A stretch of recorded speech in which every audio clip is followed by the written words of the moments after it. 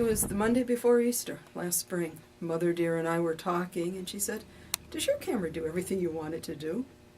Well, stunned, I replied, "No, but it's what I've got, and I'm content." And I was.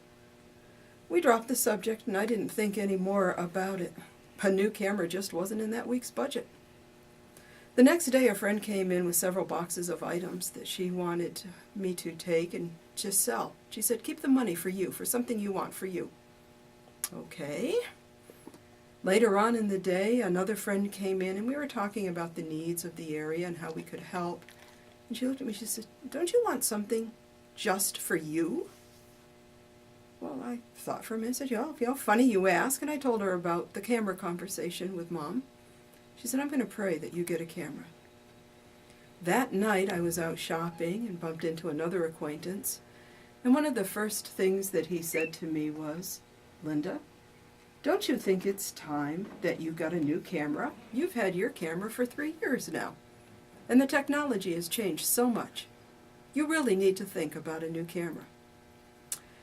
Now, I can be a little slow to catch on sometimes, but I finally got the hint. It was time to start praying about a new camera. And I said, "Lord, if you really want me to have a new camera, you have got to send the money in extraordinary ways so that I know that it's camera money and nothing else." You know what happened, don't you? The money started coming in ways that I could never have imagined.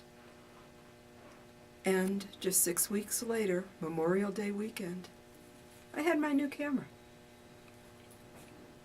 Now, I'm not telling you all of this to say that if you follow the Lord, you get a new camera too. He works differently with each one of us, according to our needs and according to His wishes for us.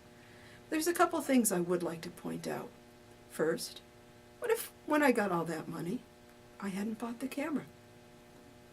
I could have stashed it away. I could have spent it on something else. I could have even paid bills. But I would have missed the gift, and I would have missed the blessing that God wanted me to have.